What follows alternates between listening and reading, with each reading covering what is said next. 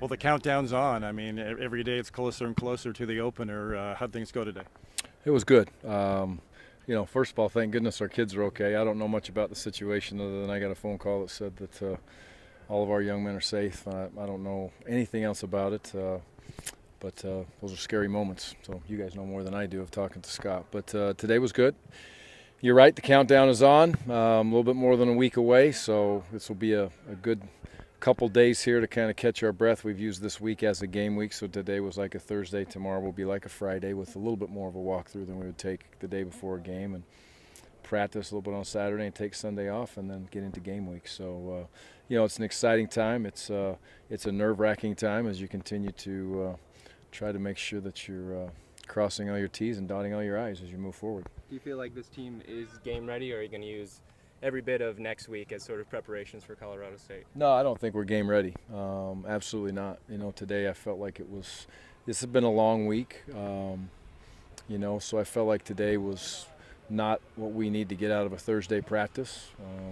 Their legs are heavy, I get it, but that doesn't mean mentally you should be not sharp, and I'm not saying we weren't sharp. We're not sharp as we would need, what I would expect on a game week Thursday, which this is not a game week Thursday, so we can learn from that. The big key is going to be how is the youth going to react to a very good football team in Colorado State, which they are. Throw on the tape and watch them.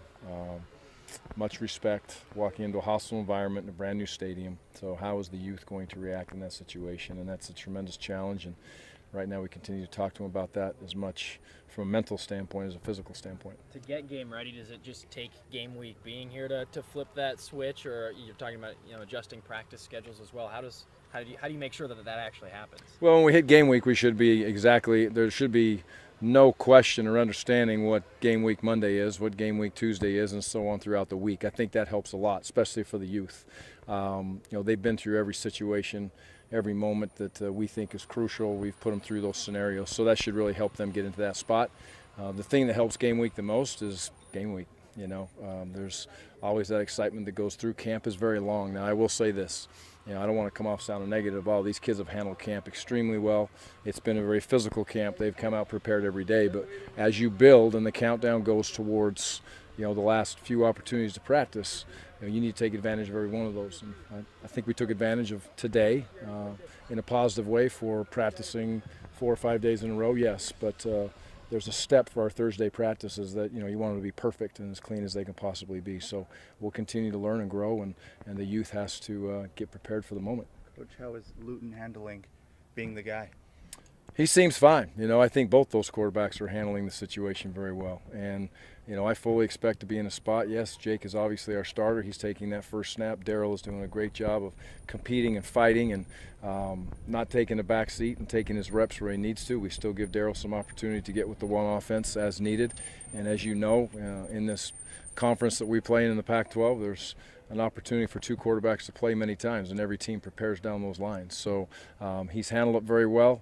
I think his maturity as far as from a leadership standpoint has really come to the forefront this last little bit, and I would say much in the same for Darryl. So we have two quarterbacks that are leaders, that are competing with each other, and they're competing with their offense, whether it's with the first group or the second group, and they understand who's one, who's two, but they're working through that in a very good way. Was President Ray addressing the team already scheduled, Coach, or did it have anything to do with the events in Spain, or was he planning on being out here anyway? No, he was set to be here today. So, no, if you want that guy, you better put it out there a couple weeks early on his schedule to get him out here in this situation. So he comes out to the kids every single year.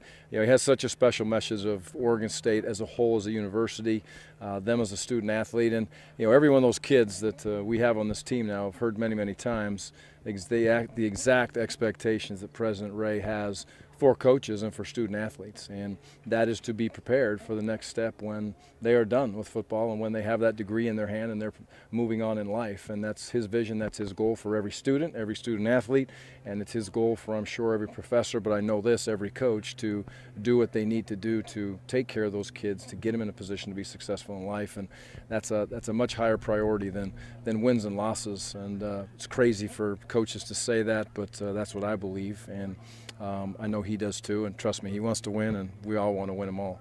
What about the fact that there's going to be an eclipse? So what's your attitude about that? I mean, is it going to be a big distraction? I mean, both cities, Fort Collins and Corvallis, are going to have it, but you have 100%. They only have 96%. Okay, well, so we're 4% better on that one, I suppose. I think it's an awesome opportunity for our kids. There's people traveling from all over the world, from what I hear, to get here and be part of it. So we'll absolutely take full advantage of that. We're fortunate to not be in school, so we back up practice an hour, hour and a half. We're a morning practice team, but we can back that up, and the kids can take full advantage of that situation. So I think they're excited. I'm excited for it, and like I said, it's once in a lifetime. So we'll play Total Eclipse of the Heart during the eclipse. So away we go. You got glasses ready for the kids? Oh yeah, we got glasses ready for them. I see them up there on Zach's desk sitting there. So they're excited. But I'm sure it'll be a very cool experience, and I don't know the time frame on it, but not again when any of us are alive, right? No. Okay, away we go. You better watch it. Coach, thank you. Okay, thanks guys. Appreciate it.